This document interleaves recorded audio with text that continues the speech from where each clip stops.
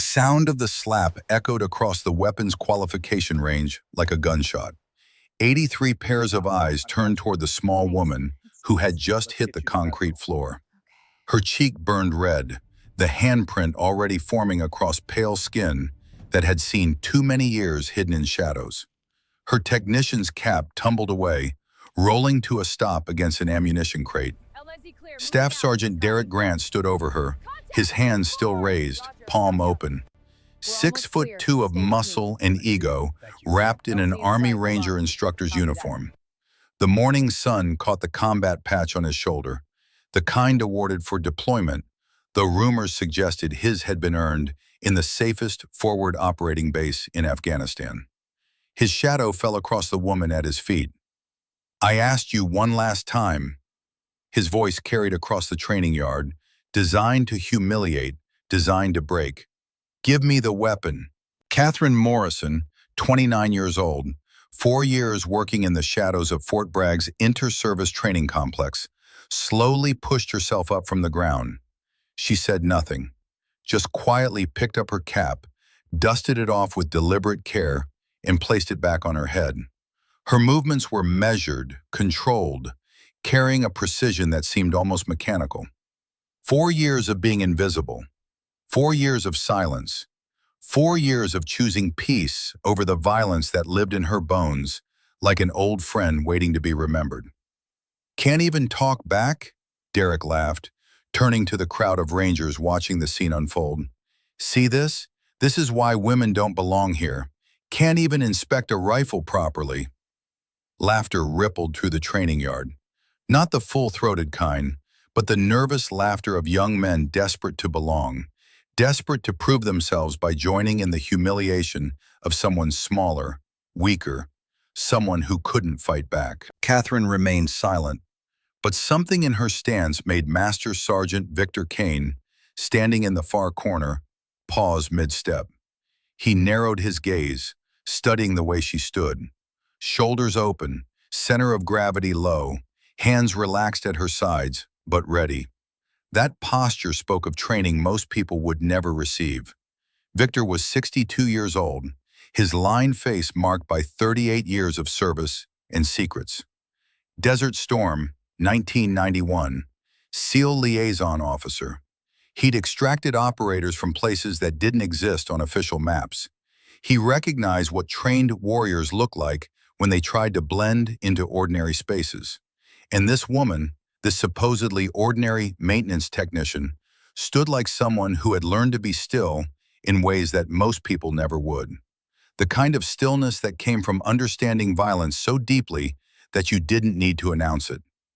Colonel James Hartwell emerged from the command building, conducting his routine inspection. He stopped when he saw the scene before him.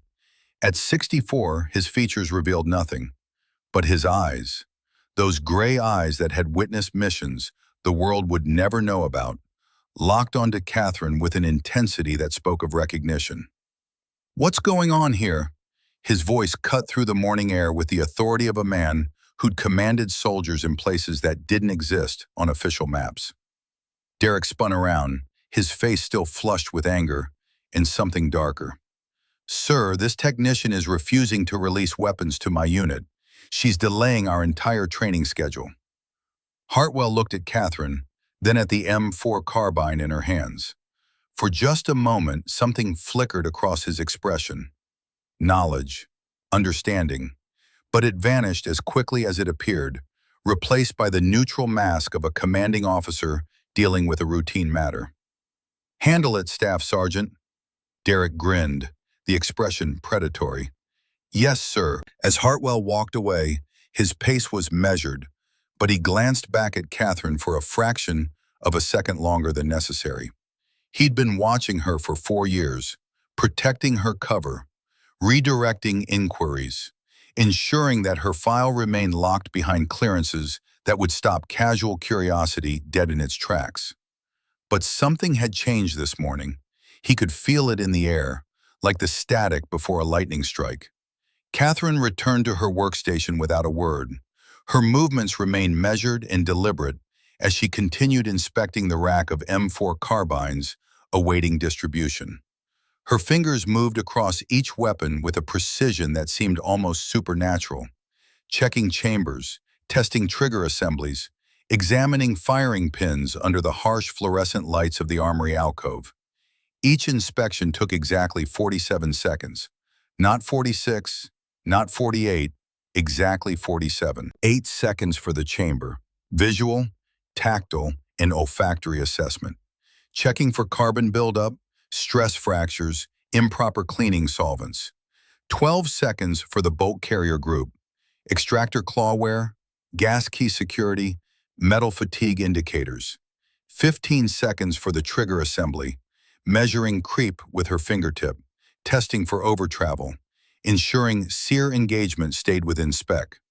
A trigger breaking at 4.5 pounds instead of 4 could mean the difference between a controlled shot and negligent discharge.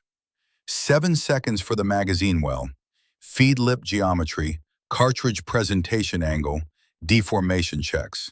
5 seconds for function check, charging handle, bolt lock, magazine release. This wasn't maintenance, this was love. The kind of attention to detail that only came from understanding that every weapon she touched might be the only thing standing between a soldier and death when the moment came. Sergeant Riley Chen materialized at the adjacent supply station, her red hair catching the morning light. She'd been watching the confrontation with growing concern, her hands gripping a clipboard like it might anchor her to something solid. Riley had been in the Army long enough to recognize a difference between someone who was beaten and someone who was choosing not to fight. She'd seen it before in soldiers who'd come back from places they couldn't talk about, doing jobs they'd never acknowledge. The way they moved, the way they watched, the way they calculated angles and exits, even while standing still. She approached Catherine as the confrontation temporarily dispersed, the crowd moving toward the shooting lanes for the morning's first qualification round. "Hey, you okay?" Catherine looked up. For just a moment, something human flickered behind her guarded expression. Recognition of kindness in a place that had offered precious little. "I'm fine, Sergeant Chen." "Riley, we've been over this." She leaned against the workbench, keeping her voice low, creating a bubble of privacy in the public space. "You should report him. That was assault, clear as day." "He's got connections." Catherine resumed her inspection of the weapon rack, her movements never faltering. "Friends in high places. I've seen his type before. They always have protection." Riley studied her colleague's profile, noting the faint scar that traced along her jawline. The kind of scar that didn't come from kitchen accidents or automotive mishaps. The kind that came from violence, survived and healed. She noted the calluses on Catherine's hands, too thick for someone who just cleaned weapons. The way she constantly scanned the environment even while working, tracking movement, assessing threats, maintaining awareness. "Where'd you serve?" The question hung in the air, loaded with implications. Catherine was quiet for a beat too long. "I'm just a technician. Started 4 years ago. Nothing special." But Riley had been a supply NCO for 12 years. She knew how to read people, how to spot the things they tried to hide. And everything about Catherine Morrison screamed that nothing special was the biggest lie she'd ever heard. The morning progressed with the grinding efficiency of military routine.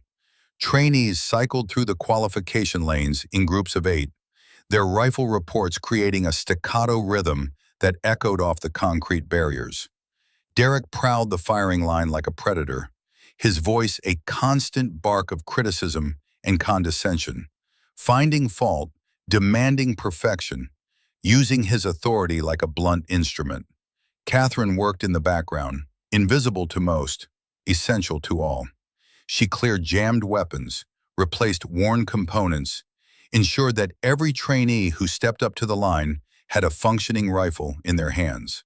Her movements were efficient, almost choreographed, each motion flowing into the next with a precision that seemed unconscious. The product of repetition burned so deep it had become instinct. Corporal Tyler Brooks stood at lane 7, his hands trembling so badly that the M4 shook in his grip. Sweat beaded on his forehead despite the morning's relative cool, and his breathing came in short, sharp gasps that had nothing to do with physical exertion. 20 years old and already carrying ghosts. His expression held the distant stare of someone who'd seen things that didn't fit in the neat boxes the civilian world demanded. Catherine noticed. Of course she noticed. She set down the rifle she was cleaning and made her way to his station. Her approach was so quiet that he didn't hear her until she spoke. "Square your shoulders." Tyler flinched, nearly dropping his weapon. His finger went dangerously close to the trigger, muscle memory from some other place, some other time trying to take over. "Easy." Her voice was low, meant only for him. Gentle, without being condescending. "Keep your finger indexed along the receiver." "Good. Now take a breath. Hold it. Let half out." His breathing steadied almost against his will. The trembling in his hands decreased by measurable degrees. "The target isn't the enemy."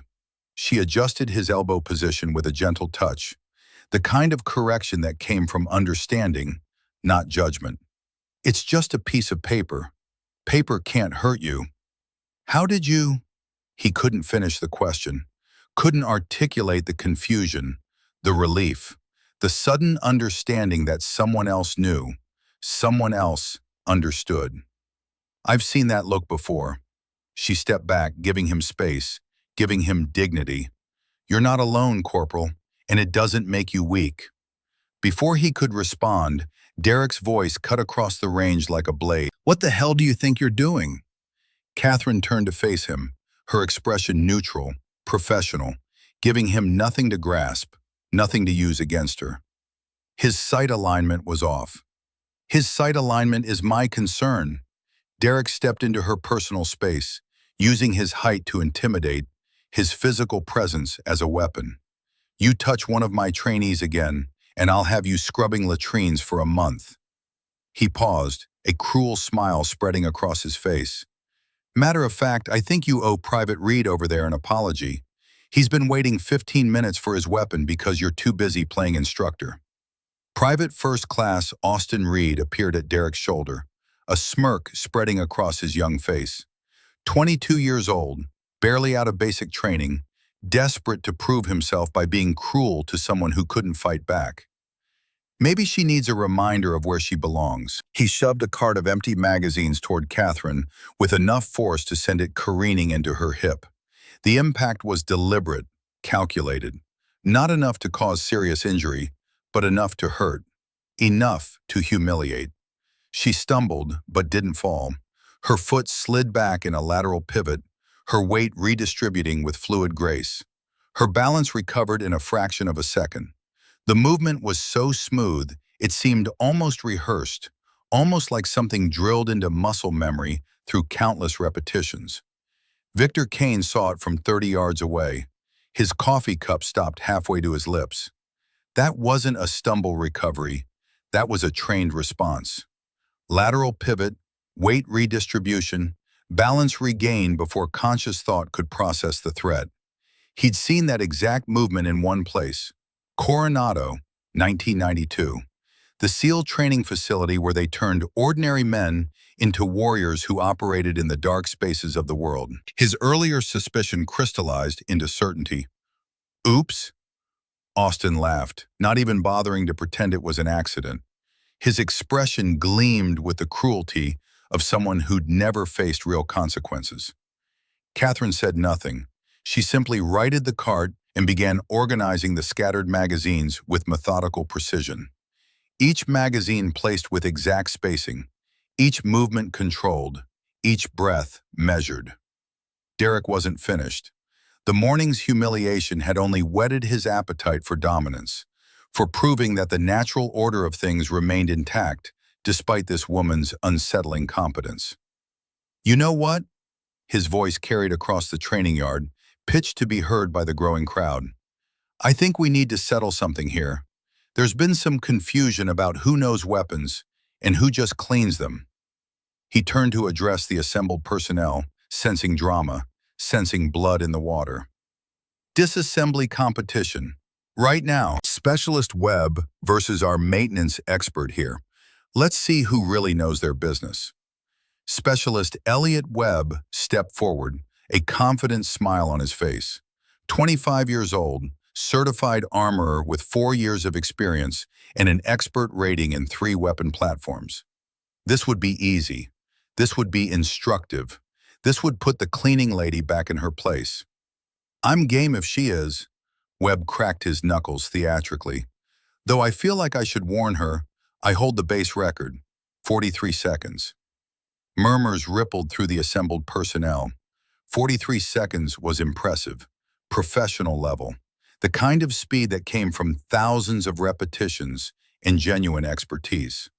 Catherine didn't move from her station, didn't acknowledge the challenge, didn't give Derek the satisfaction of a response. "What's wrong?" Derek's voice carried mockery like a weapon, sharp and designed to wound. "Scared? Or did you finally realize you're out of your depth?" "I have work to do, Staff Sergeant." Catherine's voice remained level, professional. "These weapons need to be ready for the afternoon qualification. Work can wait.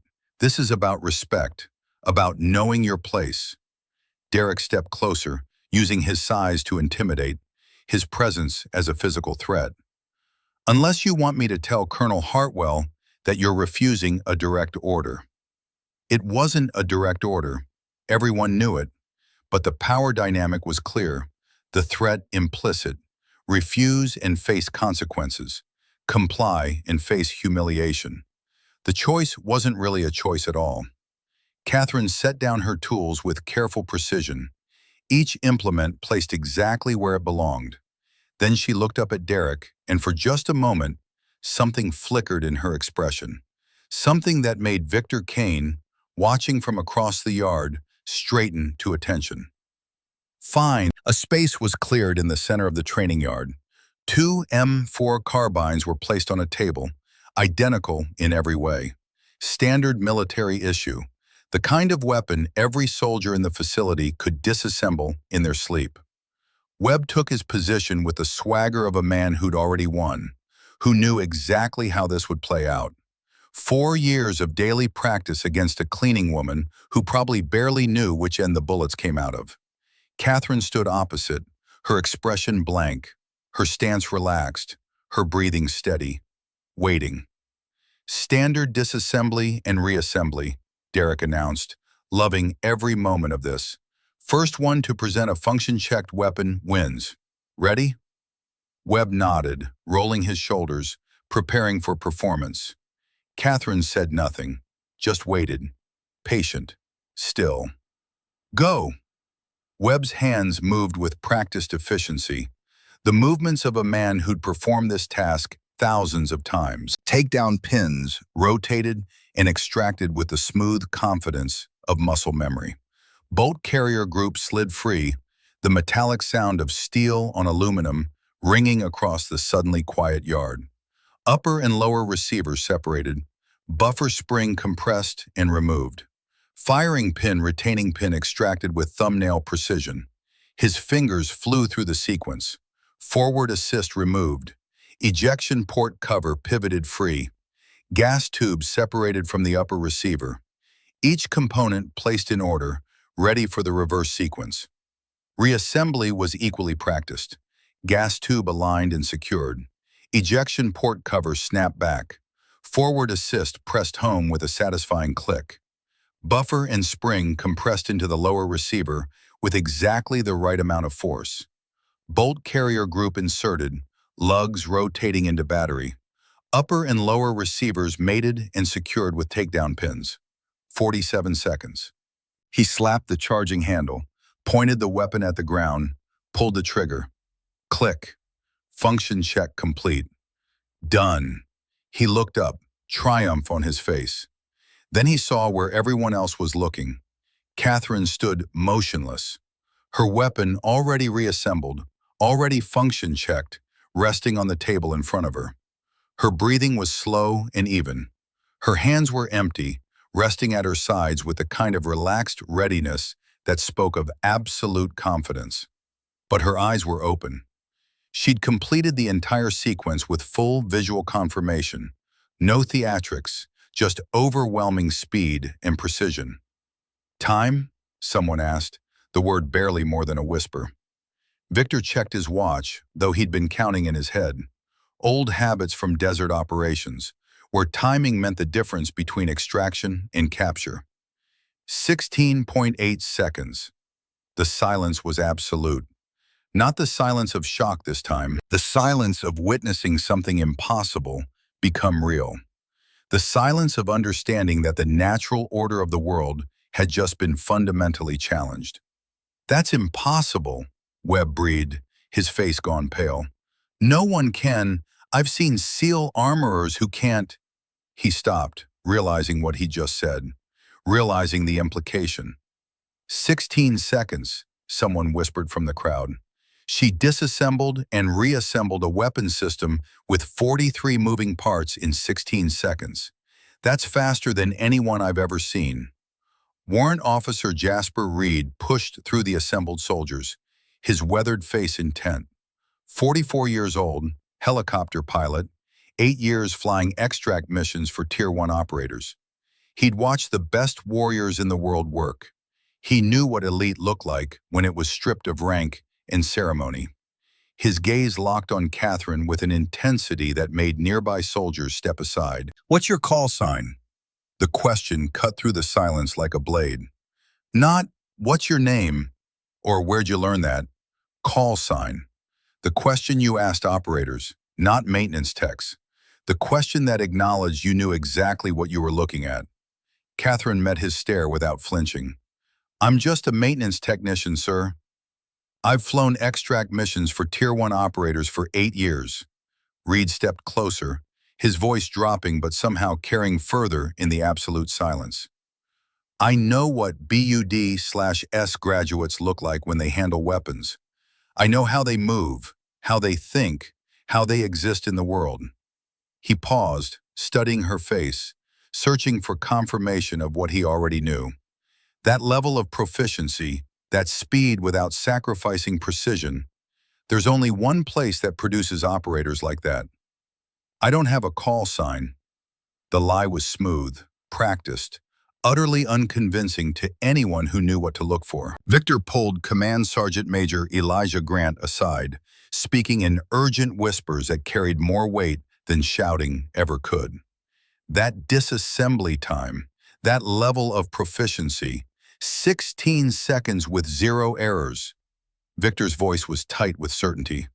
There's only one place that produces operators like that. Grant finished the thought. You think she's a SEAL? I think she's something. Victor looked across the yard to where Colonel Hartwell stood watching, his face betraying nothing.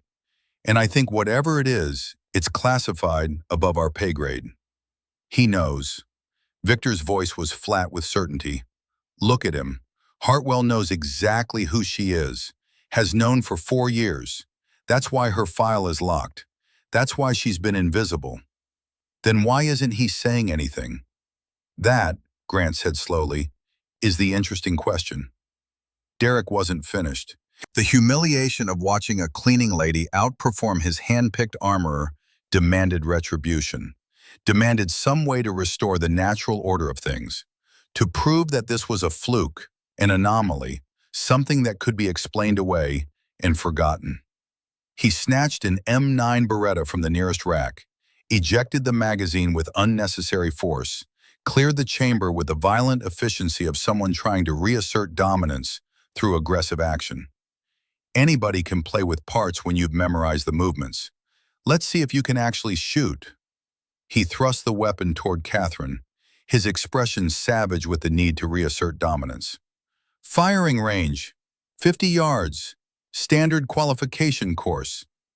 Staff Sergeant, Captain Hugo Brennan began, the training officer finally sensing that this had gone too far, that lines were being crossed that couldn't be uncrossed, that what started as harassment had evolved into something that could end careers. What? She's already proved she thinks she's better than everyone. Let's give her a chance to prove it. Derek's smile was cruel, predatory.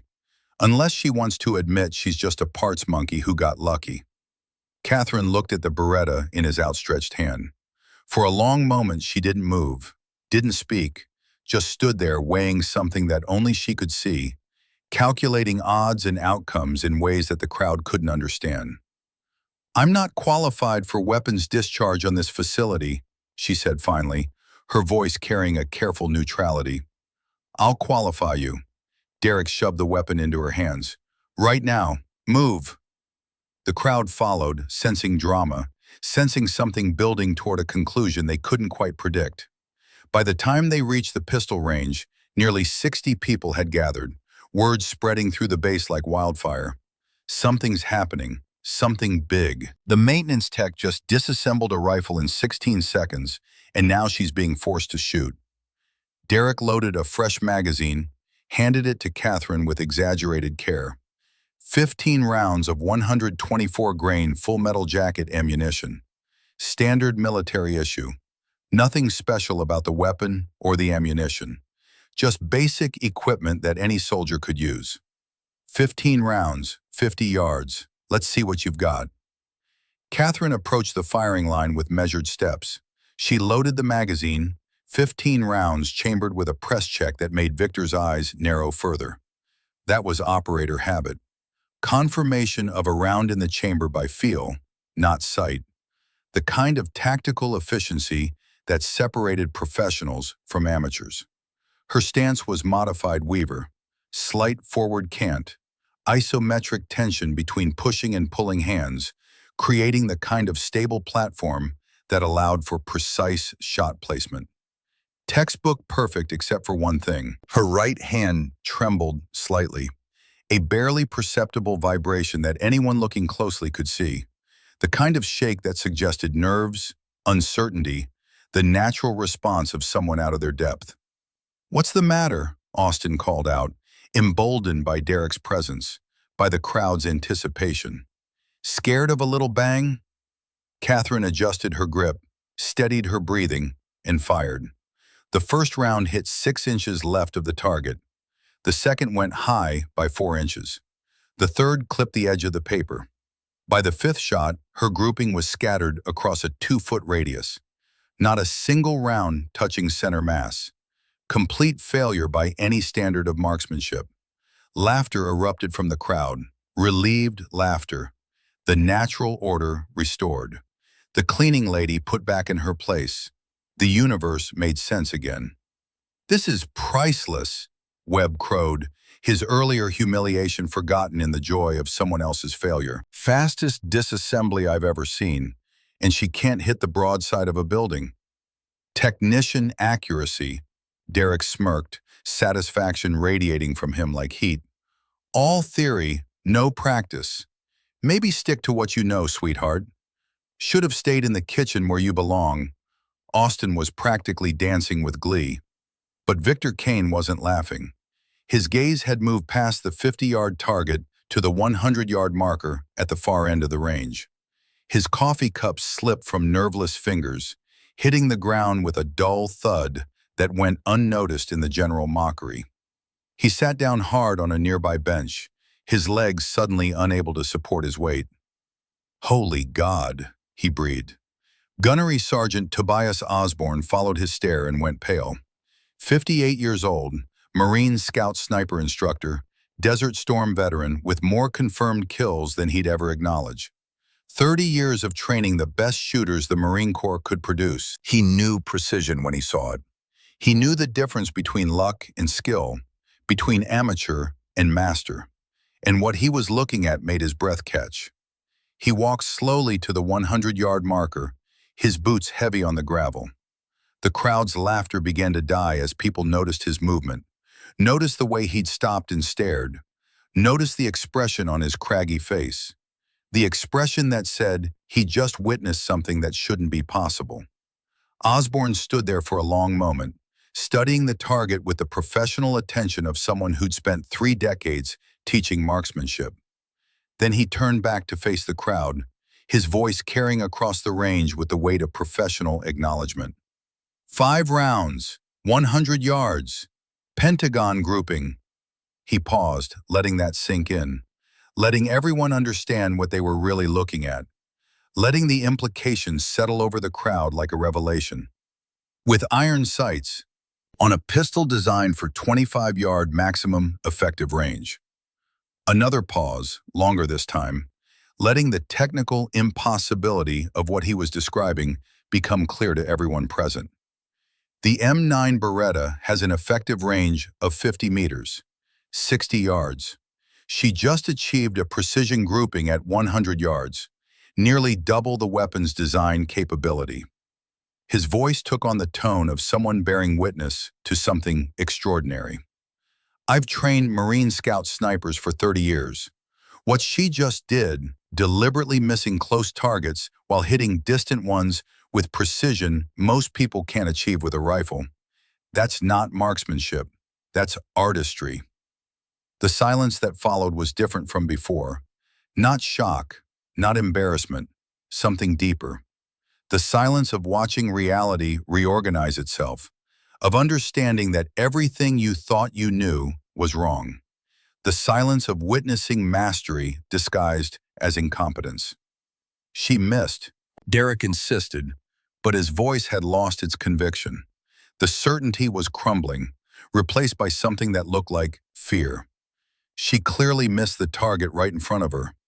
She hit exactly what she was aiming at. Victor stepped forward, positioning himself between Derek and Catherine. His 62 years of experience suddenly carrying an authority that rank alone couldn't convey. The question is why she bothered to make it look like she missed it first. Catherine ejected the magazine, cleared the chamber with the practiced efficiency of someone who'd performed the action 10,000 times, set the weapon down on the bench with careful precision. Her face revealed nothing. No pride, no satisfaction, no emotion at all. I'm done here. She turned to walk back to her station. I have work to do. Hold on. Colonel James Hartwell descended from the observation platform, his stride purposeful, commanding. The crowd parted before him like water before a ship's bow. 64 years of command presence made manifest.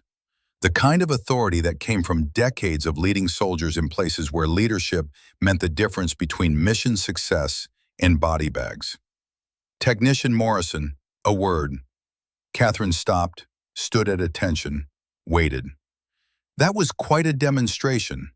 Hartwell's voice was measured, careful, each word chosen with precision. Where did you learn to shoot like that? Practice, sir. Lots of practice. Practice. Hartwell let the word hang in the air, testing its weight, finding it insufficient. He turned to where Francis Webb, the civilian contractor working on base IT systems, worked at a laptop nearby. Webb, any progress on that file? The contractor looked up, his expression troubled, more than troubled, disturbed. The kind of look that came from encountering security protocols that shouldn't exist. Sir, I've hit a wall. Her file isn't just locked, it's flagged. Any deeper access attempts trigger an automatic notification to... He trailed off, swallowing hard. Sir, I'm not even authorized to know who gets notified. I've never seen security protocols like this, not even for special operations personnel. Hartwell nodded slowly, as if confirming something he'd already suspected. As if pieces of a puzzle he'd been working on for 4 years had finally clicked into place. Very well. Carry on, technician. As Catherine walked away, Hartwell caught Victor's attention and gave an almost imperceptible nod. A silent communication between men who'd spent lifetimes learning to speak without words. Men who understood that some truths were too dangerous to speak aloud. Something was happening here. Something that went far beyond a simple personality conflict. Something that had been building for 4 years, waiting for exactly the right moment to emerge. And whatever it was about to blow wide open. The afternoon sun had begun its descent when Derek cornered Catherine at her workstation. Most personnel had moved to the mess hall for lunch, leaving the armory area relatively deserted. Just a handful of witnesses remained, enough to make what happened next a matter of record, but few enough to embolden a man desperate to restore his shattered pride. You think you're clever, don't you? His voice was low, venomous, the quiet fury of someone who'd lost everything and needed someone to blame. Making me look bad in front of everyone. Catherine didn't look up from her work. Her hands continued their methodical inspection of firing pins, each movement precise and controlled. I was just defending myself, Staff Sergeant. You were showing off, playing games. He leaned closer, close enough that she could smell the coffee on his breath, the sweat of exertion and fear. But here's the thing about games. I always win. I'm not playing any games. Then what are you playing at? His hand shot out, grabbing the front of her uniform, bunching the fabric in his fist. Who are you really? Where did you learn to shoot like that? Why is your file locked behind clearances I can't access? Let go of me. Catherine's voice remained level, but something had changed. A hardness entering her tone that hadn't been there before. A warning that most people would have recognized as dangerous. Derek Grant was not most people. He was a man whose ego had been shattered in front of 83 witnesses, whose authority had been undermined by someone he dismissed as beneath him, whose entire identity had been called into question by a cleaning lady with a pistol. Not until you answer my questions. His grip tightened, pulling her slightly off balance. Austin Reed appeared at his shoulder, despite the bruises forming on his face from an earlier scuffle. Despite the humiliation of being pushed aside, he was still loyal to the man who'd given him purpose and direction. Maybe she needs more direct instructions, Sarge. Austin's voice carried a mocking edge, but beneath it lay something darker, something that made the few remaining witnesses shift uncomfortably. Corrective training, private session, after hours. The implication hung in the air like poison. Every witness understood what he meant. The threat of sexual assault barely veiled behind military terminology. The kind of threat that should never be spoken, let alone carried out. Derek's smile was cruel. That's not a bad idea, Private. Maybe a reminder of her place would help her understand the chain of command. Help her remember that some people don't belong here. Remove your hand. Catherine's voice dropped to absolute zero. Now. Or what? You'll report me? Derek laughed, but it sounded hollow. To who? Everyone here knows you're nobody. You've got no rank, no authority, no protection. You're just a cleaning lady who got lucky with a rifle. He shoved her backward with enough force to send her stumbling. Her hip caught the edge of the workbench, and for a fraction of a second, she was off balance, vulnerable. Her shirt pulled tight across her shoulder. The aged fabric, stressed beyond its limit by 4 years of daily wear and the violence of the moment, began to give way. And with a sound like tearing paper, the seams split. Time stopped. Because there, exposed on her right shoulder, was a tattoo that every soldier in the United States military would recognize instantly. A golden eagle, wings spread wide in flight, clutching a trident in one talon and a flintlock pistol in the other, surrounded by an anchor, the symbol of naval heritage. The symbol of warriors who operated in darkness, whose missions were never acknowledged, whose very existence was often classified. And below it, in stark black letters that seemed to burn against her skin, Team 6. Beneath that, in smaller script, the only easy day was yesterday.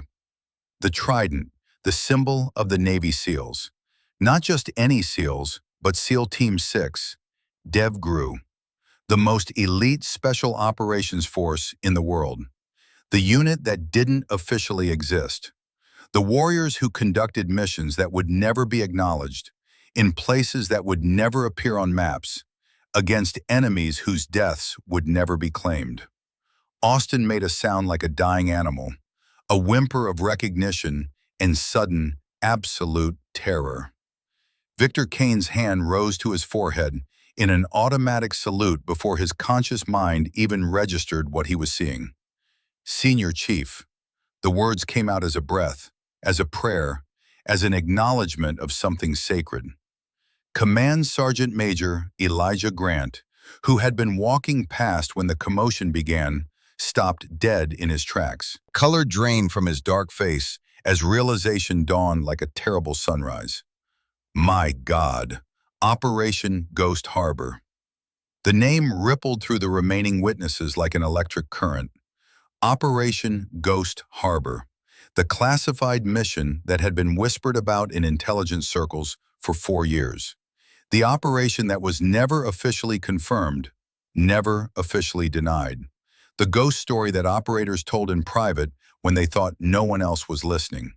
The mission that had gone catastrophically wrong in ways the public would never know. The mission that had resulted in casualties that would never be officially acknowledged. The mission that had produced heroes whose names would never be spoken. Colonel Hartwell emerged from his office at the sound of Victor's raised voice. He took in the scene with a single glance. Catherine's torn shirt, the exposed tattoo, the stunned faces, and something shifted in his bearing. An authority settled over him like a mantle, transforming him from base commander to something more. Something that spoke of classified briefings and operations that existed only in sealed files. Senior Chief Catherine Morrison, his voice carried across the training yard, commanding attention from every person within earshot. A voice that had ordered men into combat, that had delivered eulogies for fallen warriors, that had carried the weight of command through decades of classified operations. Call sign, Wraith, SEAL Team 6, DEVGRU. The words fell like hammer blows, each one striking with the weight of absolute truth. 9 combat deployments, 52 confirmed operations. Around them, soldiers were beginning to emerge from buildings, drawn by the commotion, by the sound of Hartwell's voice carrying across the base with unusual intensity. Within minutes, every person on the training complex would know, would hear, would understand. Bronze Star with Valor, 3 Purple Hearts, Navy Cross. Hartwell's voice resonated with the weight of history, of sacrifice, of service that most people couldn't imagine. Operation Ghost Harbor, Mosul, Iraq, March 15, 2019. The assembled crowd had swollen to over 70 now, more arriving every second, drawn by the magnetic pull of revelation, drawn by the understanding that something extraordinary was happening, that history was being made. She held a defensive position for 13 hours under continuous enemy fire. Collapsed lung, 3 fractured ribs, 2 bullet wounds, eliminated 23 hostile combatants, saved 17 American lives. Corporal Madison Reeves, a female trainee who'd been watching Catherine all morning with fascination, had tears streaming down her face. "I knew it," she whispered, her voice cracking with emotion. "God, I knew she was something special." Corporal Tyler Brooks, the young soldier Catherine had helped that morning, was openly weeping. His hands shook, but not from fear this time, from overwhelming emotion, from the sudden understanding of who had helped him, who had seen his pain and recognized it. "She knew about my PTSD," he managed through tears. "She understood because she lived it, because she's been where I am and made it through." Hartwell continued, his voice cutting through the gathering crowd like a blade through water. "The only reason you haven't heard her name is because everything about that operation is classified above your clearance level, above my clearance level, above the clearance level of anyone on this base." He paused, letting that sink in, letting everyone understand the weight of what they were witnessing. Senior Chief Morrison is what we call a ghost, an asset whose very existence is compartmentalized beyond normal channels. A warrior who operates in the spaces where official records don't exist, where heroism can never be acknowledged, where sacrifice must remain silent. Gunnery Sergeant Tobias Osborne snapped to attention and rendered a parade ground perfect salute. His craggy face carried an expression of profound respect. "Senior Chief," his voice carried across the yard, and one by one, every soldier in sight followed suit. Trainees, instructors, officers, support staff. They rose to their feet and saluted the small woman standing alone by the workbench, her torn shirt exposing the symbol of her silent sacrifice. Captain Hugo Brennan stepped forward, his face gray with shame. The training officer who had dismissed her with a glance now stood at rigid attention, saluting with a precision that suggested desperation. "Senior Chief, I owe you an apology." His voice cracked, the professional veneer shattering. "I failed in my duty as an officer. I prioritized convenience over justice. I allowed harassment to continue unchecked. There is no excuse for my failure." Catherine returned the salute with military precision. Her face still revealed nothing, but Victor thought he saw something flicker across her features. Not satisfaction, not vindication, something softer, something that looked like relief. "There's no need for apologies, Captain," she said quietly, her voice carrying despite its softness. "But there is need for change." Brennan nodded, swallowing hard. "Yes, Senior Chief, there is, and that change starts now." Specialist Elliot Webb had fallen to his knees in the sand, his face cycling through emotions like a traffic light. "I challenged a SEAL to a disassembly competition," he said to no one in particular, his voice hollow with shock. "I challenged a DevGru operator. I am the stupidest person alive." Riley Chen pushed through the crowd, tears streaming down her face. When she reached Catherine, she didn't salute, didn't stand at attention. She just wrapped her arms around the smaller woman and held on. "I knew," Riley whispered, her voice thick with emotion. "God help me. I knew there was something special about you. I just didn't know how special." Catherine returned the embrace, and for the first time since the confrontation began, her composure cracked slightly. Not breaking, but bending, showing the human being beneath the warrior's mask. "You were kind to me when you didn't have to be, Riley. When everyone else saw just a technician, you saw a person. That means more than you know." Austin Reed sat in the sand where he'd fallen, rocking slightly, his face blank with shock. When he finally spoke, his voice was barely audible. "I didn't know." Tears began streaming down his face, the reality of what he'd done crashing over him like a wave. "I swear to God, I didn't know who she was." He couldn't finish. The weight of his actions, the magnitude of his mistakes, the understanding of how close he'd come to something unforgivable, it was all too much. And Derek Grant stood where he had been standing when he grabbed Catherine's shirt. He hadn't moved, hadn't spoken. His hand was still extended, frozen in the moment of his final mistake. His face had gone the color of old ash, and his stare held the 1,000-yard look of someone whose entire world had just collapsed. Hartwell approached him slowly, deliberately, each step measured and final. "Staff Sergeant Grant." The colonel's voice was soft, but it carried. Everyone heard, everyone would remember. "You just assaulted a decorated Special Operations veteran, a Bronze Star recipient, a Purple Heart holder 3 times over, a Navy Cross recipient." Derek's mouth moved, but no sound came out. His hand began to tremble. "You questioned her competence, her knowledge, her right to be here."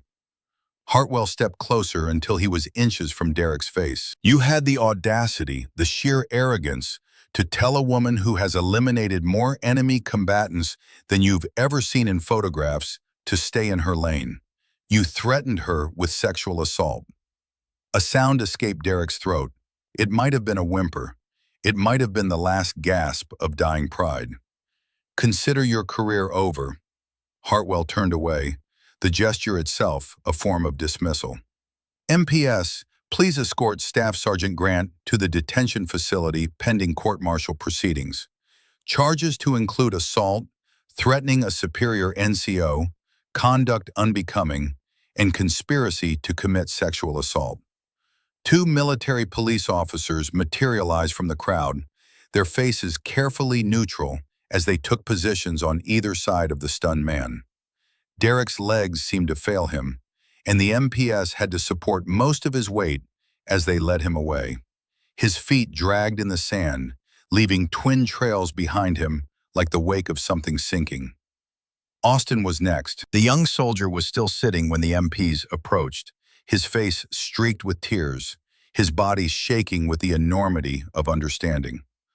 "Private First Class Reed, You are under arrest for assault on a senior NCO, conspiracy to commit assault, and threatening a superior officer."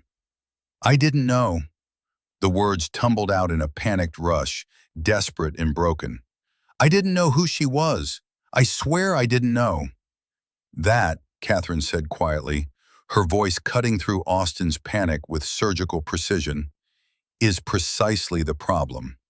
Everyone turned to look at her. The small woman with the torn shirt and the revealed tattoo, and the bearing of someone who'd seen things most people couldn't imagine. "You treated me the way you did because you thought I was nobody." She looked at Austin, then at the gathered soldiers, her voice calm, measured but carrying to every corner of the silent yard. "Because you thought I was beneath you." She paused, letting the words sink in, letting everyone feel their weight. "Your behavior was the problem, and it would have been just as wrong if I actually was just a maintenance technician. If I had no combat experience, no decorations, no SEAL trident. The rank you wear, the job you do, the awards on your chest, none of that determines whether you deserve basic human dignity." The assembled personnel went absolutely still. Some fundamental truth had just been spoken, and everyone present understood its importance in ways they couldn't quite articulate.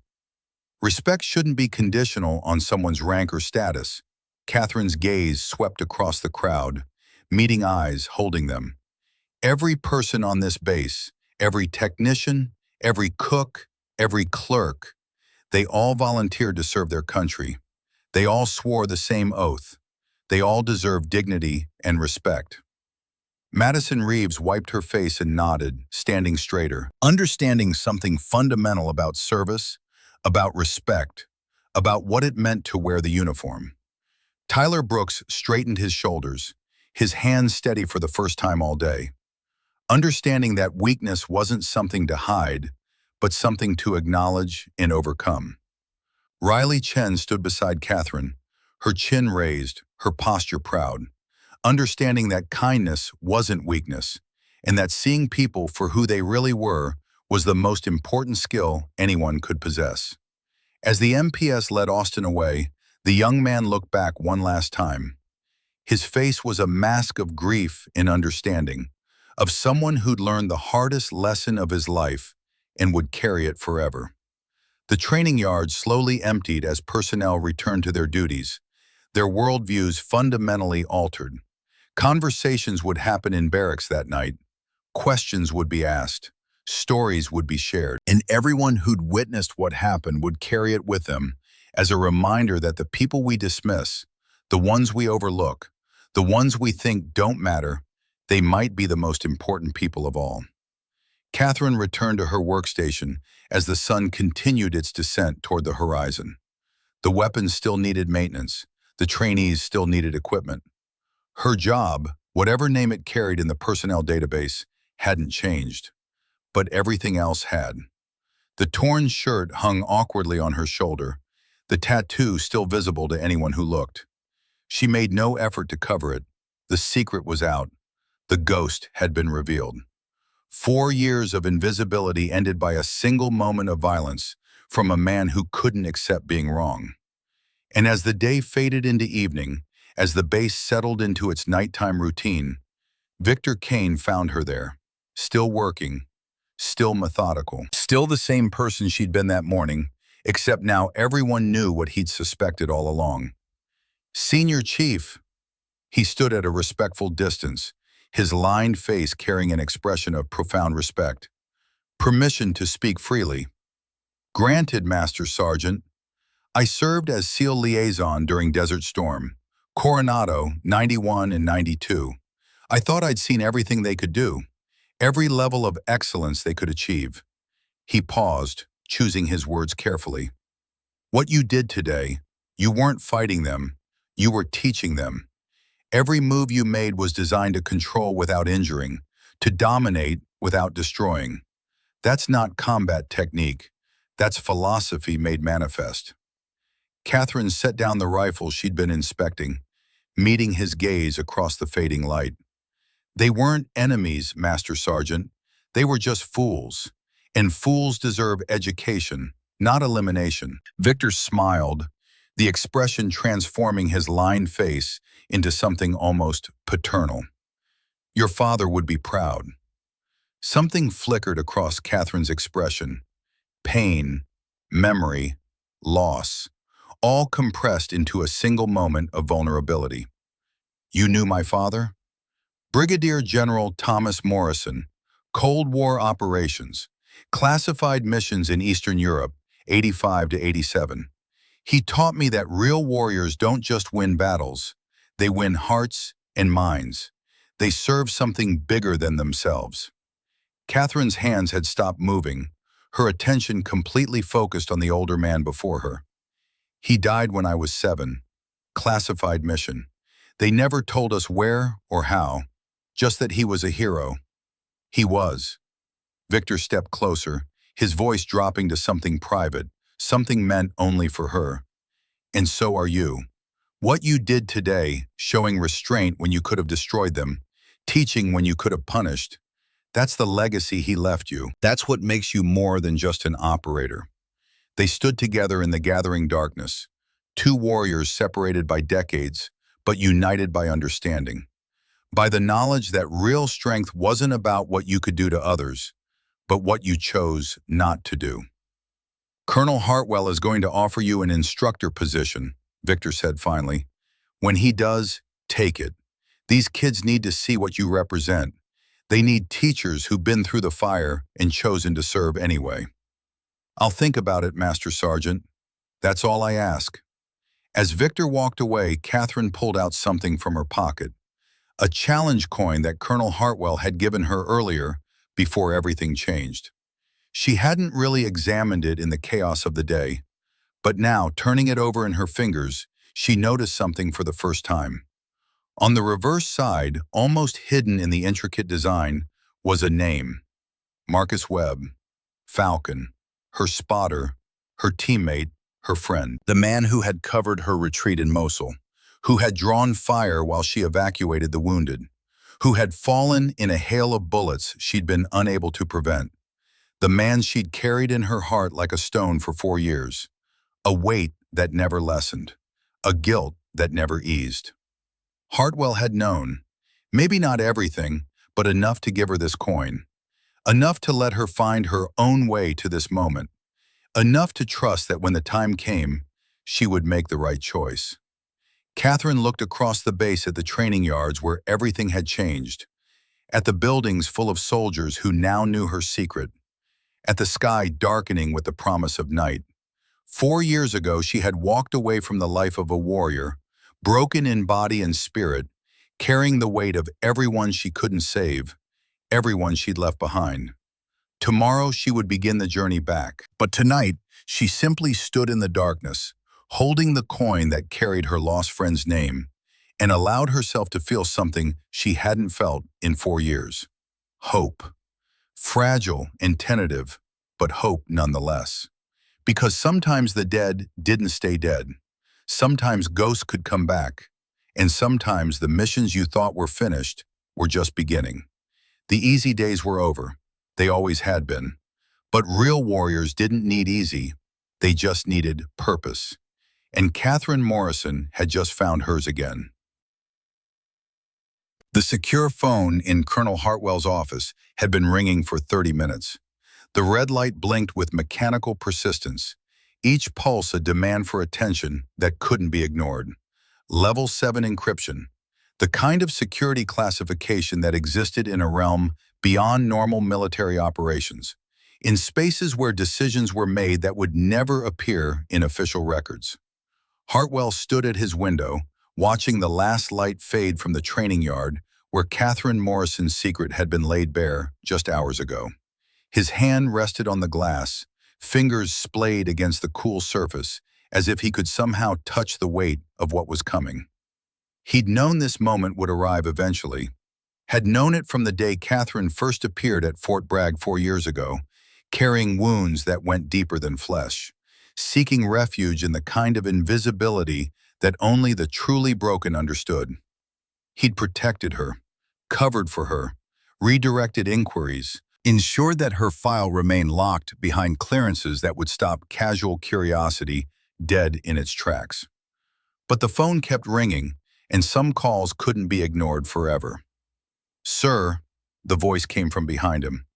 Catherine stood in the doorway, her torn uniform replaced by fresh fatigues, the sealed trident now visible on her shoulder like a declaration. "You wanted to see me." Hartwell turned from the window, his gray eyes carrying the weight of 6 decades of secrets. "That phone has been ringing since the moment your tattoo was exposed. Level 7 encryption. I've only seen that twice before in my career." He paused, letting the implications settle between them. Both times it concerned operations that officially don't exist. Catherine's expression didn't change, but something flickered behind her eyes. Recognition, understanding, perhaps even resignation. "Answer it," Hartwell said quietly. "I'll give you privacy." "Sir, whatever this is about, Senior Chief." His voice carried the gentle firmness of a man who'd given orders in places where hesitation meant death. "I suspect I already know what this is, and I suspect you need to hear it alone." He moved toward the door, pausing beside her. For just a moment, his hand rested on her shoulder, a gesture that transcended rank and protocol. "Thank you for today, for everything, for being exactly who you are when it would have been easier to be anyone else." Then he was gone, the door closing with a soft click that sounded like finality. Catherine stood alone in the office, staring at the blinking red light. 4 years. 4 years of peace, fragile and temporary, but peace nonetheless. 4 years of being nobody, of cleaning weapons and maintaining equipment and existing in spaces where the past couldn't find her. The light blinked, insistent, demanding. She picked up the receiver. "This is Morrison." The voice that answered was female, heavily modulated to the point of being mechanical. But something in the cadence was familiar, something that triggered memories she tried to bury. "Wraith, welcome back." 3 words, simple, direct, but they carried the weight of recognition, of shared history, of operations that existed only in sealed files and the nightmares of those who'd survived them. "Who is this?" "A friend, an old colleague. It doesn't matter." A pause, carefully calculated. "We've been watching your progress, the Wounded Warrior program, the maintenance work, the incident today." Catherine's grip tightened on the receiver. "You've been surveilling me?" "We've been protecting you. There's a difference. Ensuring that the people who wanted you dead didn't find you." "I don't. We have a mission, Wraith, one that requires your specific skill set, your particular history, your unique connection to an asset we've been tracking for 4 years. The words hung in the air between them, heavy with implication. 4 years, the same amount of time Catherine had been hiding at Fort Bragg. The same amount of time she'd been carrying a weight she couldn't name. "I'm retired, medical discharge, even if it concerns Falcon?" The name hit her like a physical blow. For a moment she couldn't breathe, couldn't think. The office around her seemed to tilt, reality shifting on an axis that had suddenly lost its center. Her free hand reached out, finding the edge of Hartwell's desk, gripping it hard enough that her knuckles went white. "Falcon is dead." The words came out rough, scraped raw by 4 years of grief. "KIA, Mosul. I saw him fall." "You saw him fall. You assumed the worst. Everyone did." The voice softened slightly, taking on an almost gentle quality. "But assumptions aren't facts, Wraith. And sometimes the dead don't stay buried." Catherine sank into Hartwell's chair, her legs suddenly unable to support her weight. Images flooded her mind, unbidden and overwhelming. The compound in Mosul. Smoke and fire and the sound of automatic weapons tearing the air apart. Marcus Webb's voice on the radio, steady even as everything collapsed around them. "Get them out, Wraith. That's an order. Easy days are over. Now go." She'd watched from the extraction point as the building came down, watched as fire and smoke swallowed everything, watched as the place where her spotter, her teammate, her friend had been making his last stand simply ceased to exist. They declared him killed in action. Body never recovered. Another ghost added to the long list of warriors who disappeared into the dark places of the world and never came home. That's impossible, she managed finally. We have satellite imagery, signal intercepts, human intelligence from assets on the ground. A pause, deliberate, letting tension build. Lieutenant Marcus Webb is alive, Wraith. Confirmed as of 72 hours ago. He's been held in a black site facility on the Syria-Iraq border for years. The room spun. Catherine's training kicked in automatically, forcing her to breathe, to center herself, to process information even as her emotional core threatened to fragment. Why are you telling me this? Because we're mounting a recovery operation, and we want you on the team. I haven't agreed to anything.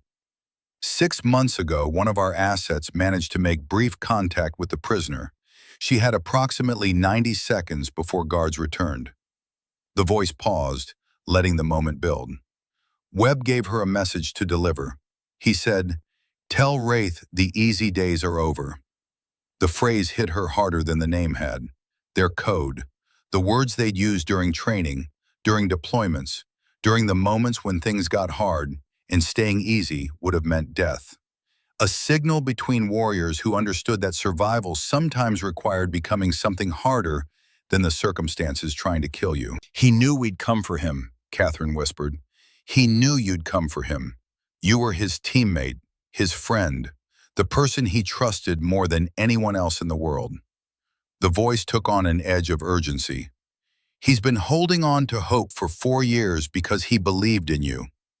Catherine closed her eyes, fighting back tears that threatened to overwhelm her professional composure.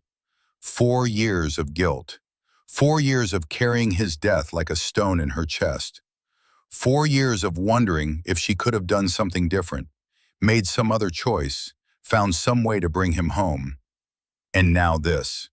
The possibility of redemption, wrapped in mystery and delivered by a voice she didn't recognize, but somehow knew, was telling the truth. You could hear truth in certain silences, the spaces between words where lies couldn't hide. "Brief me." Her voice was steady now, clear with purpose. "I want to know everything." "Welcome back, Wraith. Briefing is at 0500 tomorrow. Secure facility, off base. Transportation will pick you up at 0430. "Understood. And Wraith, this operation doesn't exist. If something goes wrong, there's no cavalry coming. No extraction. No acknowledgement that we were ever there." Black Ops. Catherine had run enough of them to know the drill. Plausible deniability. Need-to-know basis. Expendable assets pursuing objectives that couldn't be officially sanctioned. When has it ever been any different? The line went dead. Catherine sat in the darkness of Hartwell's office, the phone still pressed to her ear, her mind a battlefield of warring emotions. Hope and fear. Purpose and doubt. The past she'd tried to escape, and the future rushing toward her like a freight train. Through the window, she could see the training yard where her secret had been exposed. Somewhere down there, Riley was probably starting her evening shift. Madison was probably reviewing the day's training. Tyler was probably fighting his demons with the courage of a soldier who refused to surrender. And Derek Grant was probably sitting in a cell, contemplating the ruins of his career, understanding perhaps, for the first time, that the woman he'd tried to break had been stronger than him all along. But Catherine's thoughts were elsewhere, on a man she thought dead, on a promise she thought broken, on a mission that would either bring him home or ensure she joined him in whatever dark place he'd been held for 4 years. She pulled out the challenge coin Hartwell had given her. In the dim light from the window, she could just make out the name engraved on the reverse side. Marcus Webb, Falcon. Hartwell had known. Maybe not everything, but enough. Enough to give her this coin months ago. Enough to prepare her for this moment, even if she hadn't understood what was coming. A knock at the door pulled her from her thoughts. "Come in." Victor Kane entered, carrying 2 cups of coffee, steam rising in the cool evening air. Figured you might need this. He set 1 cup on the desk, settling into the chair across from her with the comfortable ease of a man who'd earned the right to be informal with superior ranks. How did you know I was here? 62 years of learning to read situations. Victor took a sip of his coffee, his gray eyes studying her face. And the fact that Colonel Hartwell just told me you'd be leaving soon, asked me to check in on you. Catherine wrapped her hands around the coffee cup, feeling the warmth seep into her palms. Grounding. Real. They found him, Victor. They found Falcon. I know. Hartwell told me that much. He leaned forward, his voice dropping to something private. I also know you're going after him, and I know that look in your eyes. I've seen it before in operators preparing for missions they might not come back from. He's alive. He's been waiting for 4 years. I can't. I'm not here to talk you out of it. Victor set down his cup with deliberate care. I'm here to tell you something you need to hear before you go. He reached into his pocket and pulled out a tactical compass. Worn. The kind that had seen decades of use and carried the weight of history in every scratch and dent. Desert Storm, 1991. I was 33 years old, attached to SEAL teams for reconnaissance operations. We got pinned down outside Basra, surrounded on 3 sides. Communications shot to hell. He turned the compass over in his weathered hands. This compass got me through.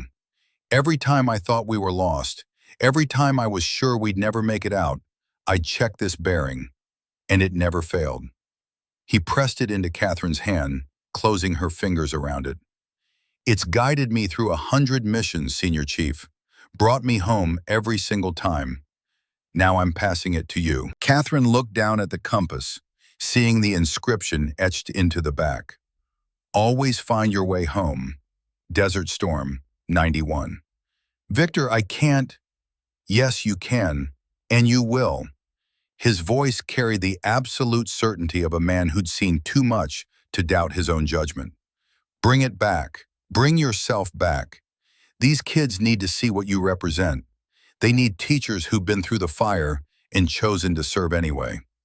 What if I can't save him? Victor was quiet for a long moment, his lined face thoughtful in the dim light. I worked with your father, Brigadier General Thomas Morrison. Cold War operations, Eastern Europe, mid-80s. Classified missions that officially never happened. Catherine's breath caught. You knew my father? I did. He was one of the finest officers I ever served with. Brilliant tactician, fearless leader. Victor leaned back, his gaze distant with memory. But more than that, he understood something that most warriors never learn. What's that? That success isn't measured in kills or medals or operations completed. It's measured in the people you bring home, the lives you save, the difference you make in a world that's mostly darkness. Victor leaned forward again, his voice taking on weight. Your father died on a classified mission in 1987. You were 7 years old. What they didn't tell you, what they couldn't tell you because it was sealed, is that he died covering the retreat of 8 operators. He could have extracted, he had the window, but he stayed behind to make sure everyone else got out. Tears streamed down Catherine's face now, silent and unstoppable. He made a choice that day to sacrifice himself so others could live. That's what warriors do, Catherine. We don't quit, even when the odds say we should. We don't abandon our people, even when staying means dying. He stood, moving toward the door, then paused. You're his daughter in every way that matters. You have his courage, his skill, his understanding of what it means to serve. Whatever happens on this mission, whatever choices you have to make, trust that. Trust the legacy he gave you. Thank you, Victor. Thank me by coming back, and when you do, we'll talk about that instructor position Hartwell's going to offer you. After he left, Catherine sat alone with her coffee and the compass and the weight of history pressing down on her shoulders. Outside, the base had settled into its nighttime rhythm. Guard changes, patrol routes, the familiar sounds of a military installation preparing for sleep. But Catherine wouldn't sleep tonight. She had preparations to make, equipment to gather, a mission to plan, and a promise to keep. She rose from Hartwell's chair and made her way through the darkened corridors of the command building. Her footsteps echoed on the tile floors, each step carrying her further from the person she'd been that morning and closer to the warrior she'd tried to leave behind. Her quarters were small, Spartan, chosen specifically for their anonymity. A bunk, a locker, a small bathroom with water pressure that felt like luxury after 4 years of base housing. But hidden in the back of her closet, behind uniforms that smelled of gun oil and sweat, was something else. A go bag, black tactical pack, waterproof, reinforced. Designed to carry everything an operator might need for a mission that existed in the space between official sanction and absolute deniability. She hadn't opened it in 4 years, hadn't needed to. The person who'd packed this bag, who'd prepared for contingencies and planned for worst-case scenarios, that person had died on a rooftop in Mosul with a bullet in her lung and the screams of dying men in her ears. Or so she'd thought. Catherine pulled the bag from its hiding place and set it on her bunk. The zipper still moved smoothly, well-maintained despite years of disuse. Inside, everything was exactly as she'd left it. Medical kit, combat-grade tourniquet, hemostatic agents, pressure bandages, the tools for keeping people alive when death was determined to claim them. Emergency rations, MREs stripped of unnecessary packaging, compressed to minimum volume, capable of sustaining an operator for days in hostile territory. False identification, 3 different countries, 3 different names, 3 different lives that existed only on paper and in the databases of intelligence agencies that didn't officially exist. And at the bottom, wrapped in oiled cloth, her personal sidearm. A modified Glock 19 that had accompanied her on 9 deployments. Every mission, every operation where death was a possibility and survival was earned through skill and luck in equal measure. She unwrapped the weapon slowly, reverently. The metal was cool against her palms, familiar in ways that transcended conscious thought. This pistol had saved her life more times than she could count, had taken others when there was no choice left, had been the last line of defense between her team and oblivion on more occasions than she wanted to remember. Her fingers moved automatically, field stripping the weapon, checking each component with the methodical precision of someone for whom this ritual was as natural as breathing. Slide, barrel, recoil spring, frame, everything in perfect condition, maintained by instinct even during years of disuse. She reassembled the Glock, loaded 3 magazines with practiced efficiency, secured everything in the go bag according to a pattern burned into muscle memory through countless iterations. A knock at her door interrupted her preparations. "It's open." Riley Chen entered, her red hair catching the harsh fluorescent light. She carried a small bag, her expression a mixture of concern and determination. "Heard you're leaving. Word travels fast. It always does."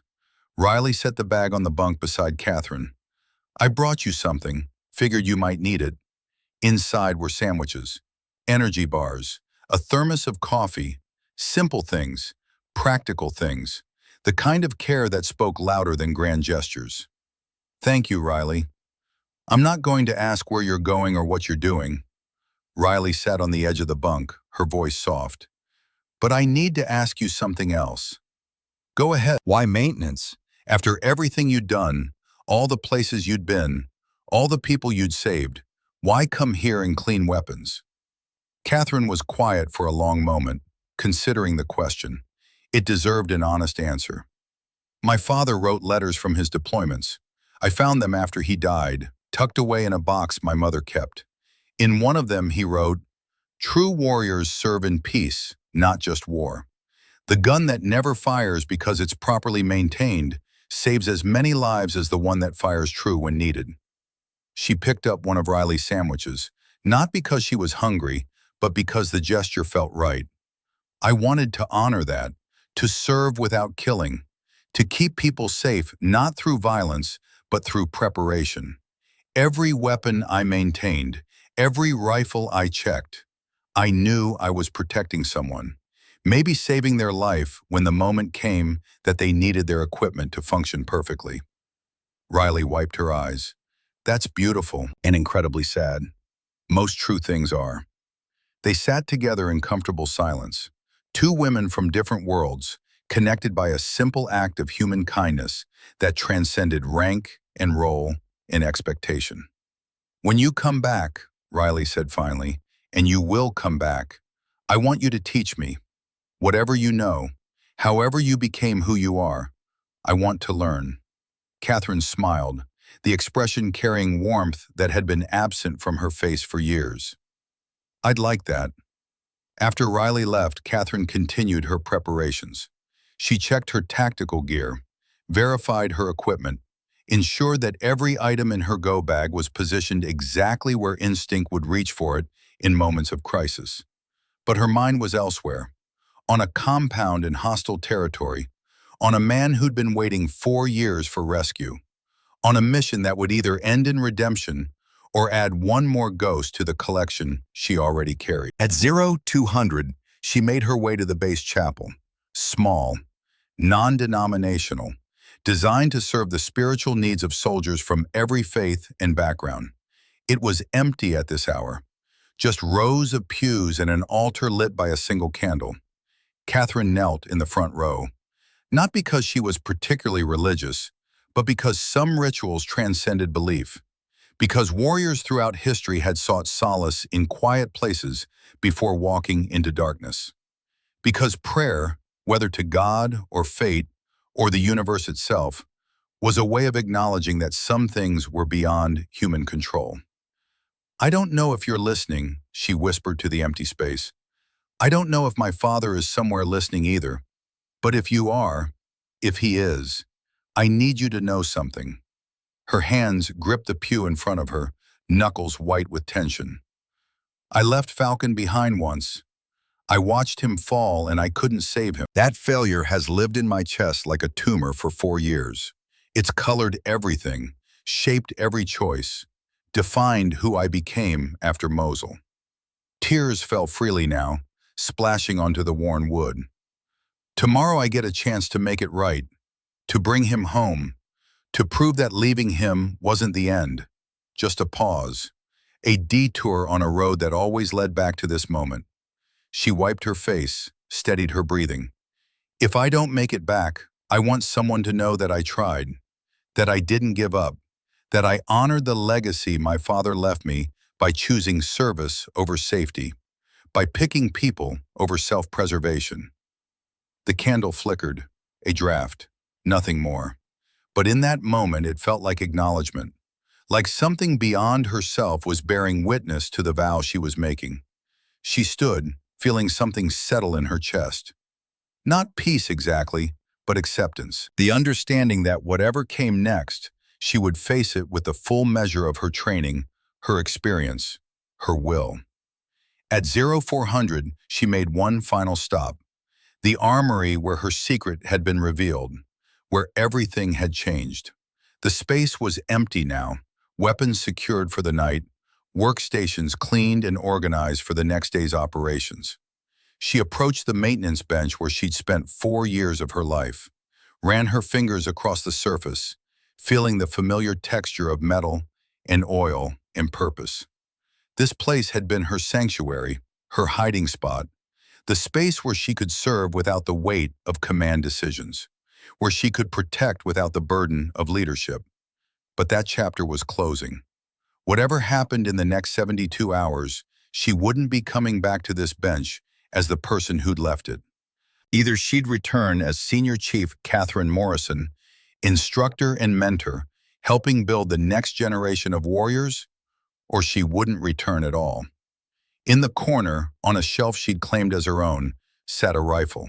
Not military issue, not part of the regular inventory, This was Marcus Webb's personal weapon, the one he'd carried on training exercises, the one she'd maintained religiously for 4 years as a memorial to a man she'd thought lost. She'd cleaned it weekly, checked every component, kept it in perfect condition, as if someday he might walk through the door and need it again. Now that seemed less like ritual and more like prophecy. Catherine picked up the rifle, feeling its familiar weight. She field-stripped it one last time, checking each part with the loving attention of someone preparing a sacred object. Then she reassembled it, loaded a magazine, and secured it in a carrying case. When Falcon came home, he'd come home to a weapon that had been waiting for him, that had been maintained with the kind of care that spoke louder than words, that proved someone had never stopped believing. At 0415, Corporal Tyler Brooks found her there. The young soldier who'd been trembling on the firing line that morning, who'd been drowning in PTSD until Catherine had thrown him a lifeline disguised as shooting instruction. Senior Chief. He stood in the doorway, uncertain, his hands steadier than they'd been 12 hours ago, but still showing the faint tremor of someone fighting invisible demons. I heard you were leaving. Just for a little while, Corporal. I wanted to thank you, for today, for seeing me when everyone else just saw a problem. Catherine set down the rifle case and turned to face him fully, giving him the respect of her complete attention. You're not a problem, Tyler. You're a warrior dealing with wounds that most people never see. That doesn't make you weak. It makes you human. My father had the same tremors when he came back from Iraq. Second deployment, 2007. He never talked about it, never got help, just drank until the shaking stopped. Tyler's voice cracked. He killed himself when I was 16. I've been terrified I'd end up the same way. Your father did the best he could with what he knew, but you have something he didn't. What? People who understand, who've been where you are, who can help you find a path through the darkness. She moved closer, her voice dropping to something gentle. The trembling isn't weakness. It's your body remembering how to survive. The nightmares aren't failure. They're your mind processing trauma so you can move forward. All of it is proof that you're still fighting. And as long as you're fighting, you haven't lost. Tyler wiped his eyes. How do you cope? After everything you've seen, everything you've done, how do you keep going? I serve, even when I'm scared, even when it hurts, even when every instinct says to hide. Because the people I serve, the ones I protect, they're worth it. She placed a hand on his shoulder. You are worth it, Tyler. Your life matters. Your service matters. And when I get back, we're going to work together to make sure you have the tools you need to keep fighting. Not against enemies, but for yourself, for your future, for the person you're meant to become. Yes, Senior Chief. Thank you. After he left, Catherine stood alone in the armory one last time, memorizing the space, honoring what it had meant to her. Then she picked up Falcon's rifle case and her go bag and walked out into the pre-dawn darkness. A black SUV with tinted windows was waiting at the designated pickup point. The rear door opened from inside, a silent invitation. Catherine climbed in without hesitation, the door closing behind her with a solid thunk of armored plating. The vehicle accelerated into the night. Inside, two men occupied the front seats. Both wore civilian clothes, but their bearing marked them as operators. The way they sat, the way they scanned the environment even while driving, the way they existed in constant readiness. Neither introduced themselves. Neither seemed inclined to small talk. Catherine was fine with that. She had enough to think about without adding forced conversation to the mix. The drive took 40 minutes, winding through back roads and secure checkpoints until they reached an unremarkable building on the outskirts of Fort Bragg. Chain-link fence, concrete walls, a single guard station manned by soldiers who checked credentials with unusual thoroughness.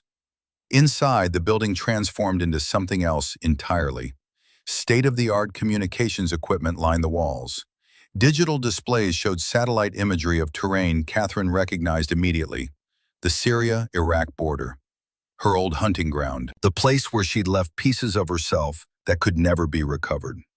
3 people waited in the briefing room. A man stood at the center, his back turned, studying a tactical display with focused intensity. Tall, athletic, close-cropped gray hair, the posture of someone accustomed to command. When he turned, Catherine saw eyes that had seen too much, served too much, carried too much. Eyes that recognized the same in others. Wraith, the man's voice carried authority without arrogance. Thank you for coming. You can call me Shepard. It's not my name, but it'll do. Catherine shook his hand, noting the strength in his grip. The scars on his knuckles that spoke of violence survived. Commander Nathan Cross, former Delta Force, the kind of operator who'd spent decades in dark places, doing things that would never be acknowledged. You're the one who called. I am. Shepard gestured to the tactical display where the compound layout was rendered in precise detail. Let me introduce you to your team. 2 men stood near the communication station. Both carried themselves with the controlled readiness of operators who'd spent years in dark places. Both had eyes that tracked movement with unconscious precision. This is Nomad, a man in his late 30s with a Scottish accent and features that suggested Highland ancestry, stepped forward. Lieutenant Sean Mackenzie, former Delta Force, explosives specialist. If it needs to blow up, he's your man. Nomad nodded, his pale eyes assessing Catherine with professional interest. Heard about you, Wraith. Desert Storm guys still tell stories. Don't believe everything you hear. Wouldn't dream of it. A ghost of a smile crossed his weathered face. And this is Echo. A man in his mid-30s with an Irish accent extended his hand. Sergeant Patrick O'Connor, former DevGru, communications and infiltration specialist.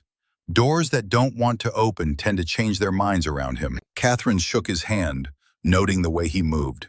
Economical, precise. The mark of someone who'd learned that wasted motion could mean death. Senior Chief, honor to work with you.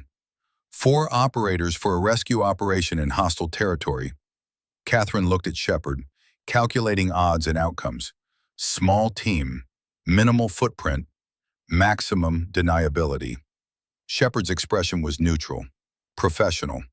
This operation doesn't exist, Wraith. If something goes wrong, there's no cavalry coming, no extraction, no acknowledgement that we were ever there. Black Ops, the blackest, she paused. Which brings me to an important point. Why me? Why not someone on active duty? Shepard pulled up a file on the display, Catherine's service record, or rather, the parts of it that existed beyond classified seals. Because Falcon asked for you, specifically, by name. The words hit like a physical blow. Catherine's hands clenched at her sides, her breathing carefully controlled. When? 6 months ago. Our asset managed brief contact with the prisoner. She had approximately 90 seconds before guards returned. Shepard pulled up surveillance photos taken through a grimy window. Falcon's face, thinner, bearded, marked by captivity, but alive, undeniably alive. He gave her a message to deliver. He said, "Tell Wraith I'm still here. Tell her the easy days are over." Catherine closed her eyes, fighting back tears that threatened to overwhelm her professional composure. Their code, the phrase they'd used during training, during deployments, during the moments when things got hard and staying easy would have meant death. A signal between warriors who understood that survival sometimes required becoming something harder than the circumstances trying to kill you. He knew we'd come for him, she whispered. He knew you'd come for him. Shepard's voice softened slightly. You were his teammate, his friend. He held on to hope because he believed in you. Catherine opened her eyes. When she spoke, her voice was steady as steel. Brief me on the compound layout, guard rotations, entry and exit points. I want to know everything. Shepard smiled, the expression transforming his severe features into something almost warm. Welcome back, Wraith. The briefing lasted 2 hours. Catherine absorbed every detail with the focus of an operator preparing for combat. Guard schedules down to the minute, patrol patterns memorized with the precision of someone whose life would depend on being exactly where she needed to be, exactly when she needed to be there. Structural weaknesses identified and cataloged. Emergency protocols understood and planned for. By the time Shepard finished, Catherine had memorized the compound layout as thoroughly as she knew her own quarters. Could close her eyes and walk through it in her mind, visualizing every turn, every door, every window, every angle that could conceal a threat or provide an opportunity. The plan was simple. All good plans were simple. Complexity was the enemy of execution, and execution was everything. Insert via modified Black Hawk helicopter at remote landing zone, 12 kilometers from target. Approach on foot under cover of darkness, using terrain to mask movement. Breach compound at 0200 local time, when guard rotation left a 90-second window of vulnerability. Extract Falcon. Exfil to pickup point before dawn brought visibility that would make concealment impossible. Simple. Clean. 1,000 things that could go wrong, hidden beneath apparent simplicity. "Any questions?" Shepard asked. Catherine had dozens, but only one that mattered. "When do we leave?" "Transport departs at 1800 tonight. You'll have approximately 12 hours to rest and prepare. I strongly suggest you use that time to sleep. You're no good to anyone exhausted." Catherine nodded, recognizing the wisdom even as her mind raced with everything that needed to be done. Everything that could go wrong. Everything she needed to prepare for. "There are quarters in the East Wing," Shepard continued. "Shower, sleep, eat. Your gear will be ready when you wake." As Catherine moved toward the door, Shepard's voice stopped her. "Wraith, one more thing," she turned back. "I'm glad you're on this mission. Falcon couldn't ask for a better guardian angel." Catherine met his gaze, seeing something in them that looked like respect mixed with concern. "I failed him once. I won't fail him again." The quarters were sparse, functional, military efficiency stripped of comfort or personality. A bunk, a locker, a small bathroom with water pressure that felt like luxury after years of base housing. Catherine showered, washing away the residue of her old life, preparing herself mentally for what came next.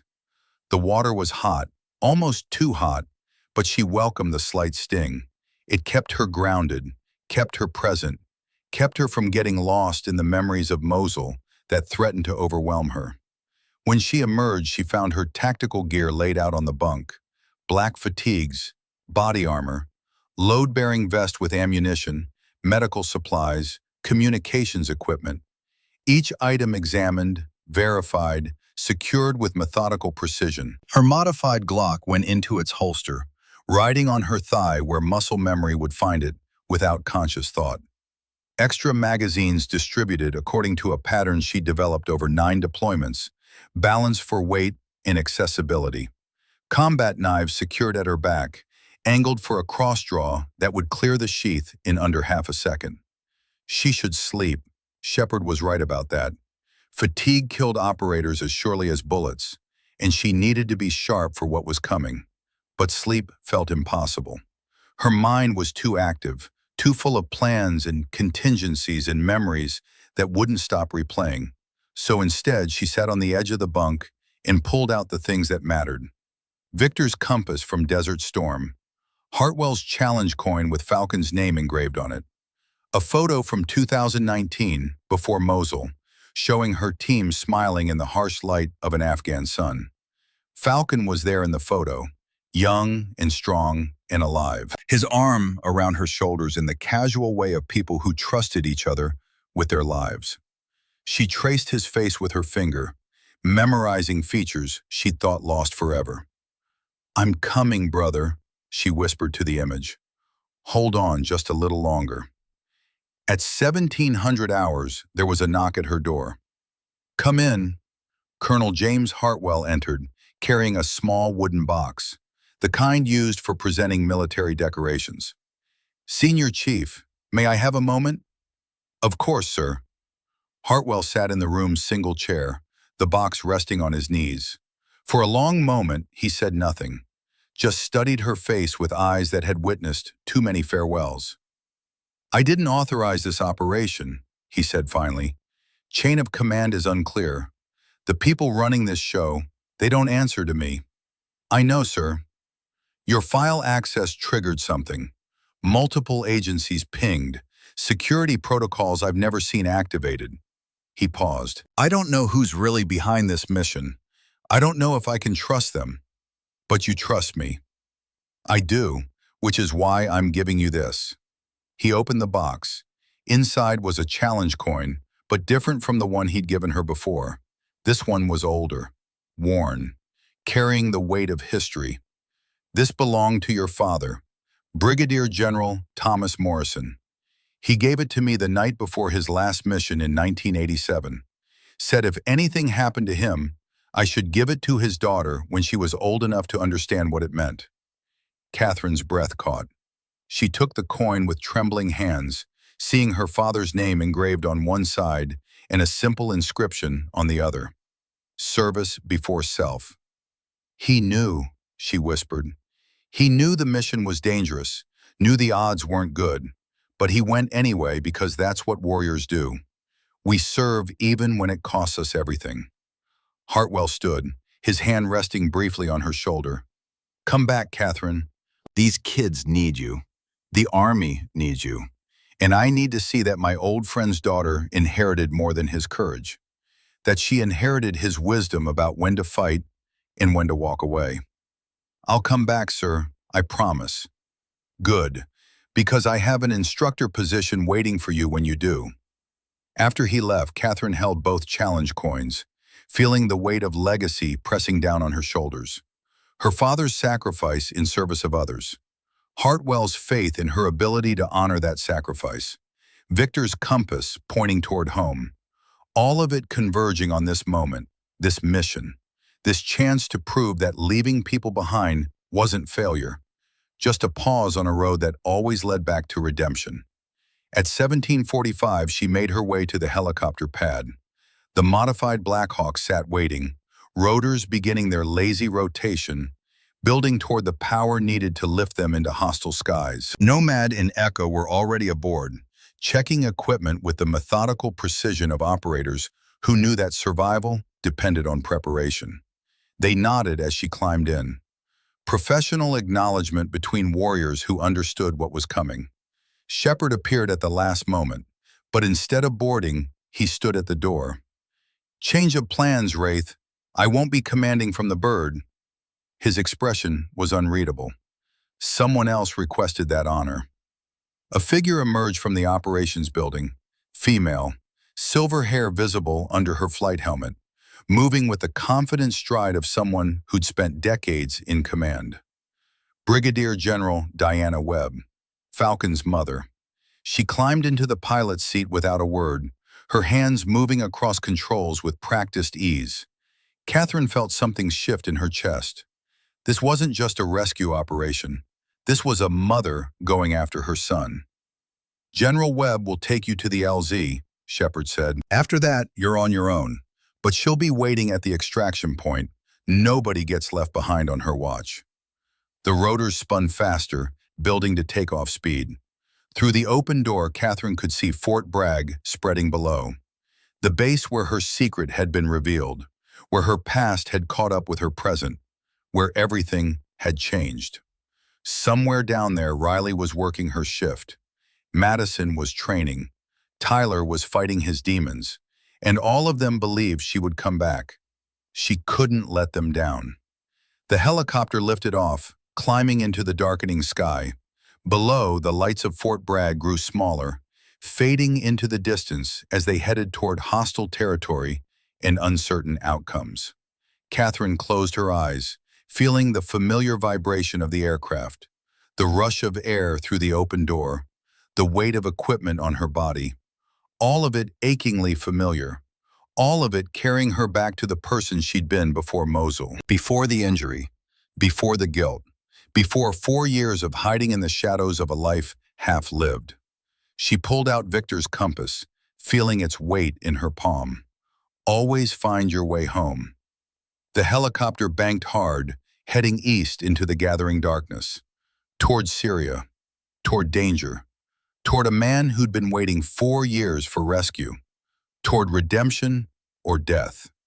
Either way, Catherine Morrison was finally going back to war, but this time she was bringing her brother home. 12 hours later, in the pre-dawn darkness of the Syria-Iraq border, 4 shadows moved through the compound with lethal precision.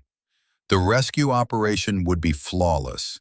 Every guard eliminated silently, every door breached without alarm, every second of the 90-second window used with maximum efficiency. And when Catherine Morrison finally found Marcus Webb in a cell that stank of despair and defiance, when she cut his restraints and whispered, "Easy days are over, Falcon. Time to come home," his first words would be exactly what she'd carried in her heart for 4 years. "Took you long enough, Wraith." They would make it to the extraction point with 30 seconds to spare. Diana Webb would fly them out under a hail of gunfire that shattered the Black Hawk's windscreen, but never touched her hands on the controls. And as Fort Bragg appeared on the horizon in the light of a new day, Catherine would look at the man she thought lost forever, scarred but unbroken, changed but still whole, and understand something her father had known all along. Warriors don't measure success in medals or missions. They measure it in the people they bring home. The compass had guided her through the darkness, and finally, she'd found her way back.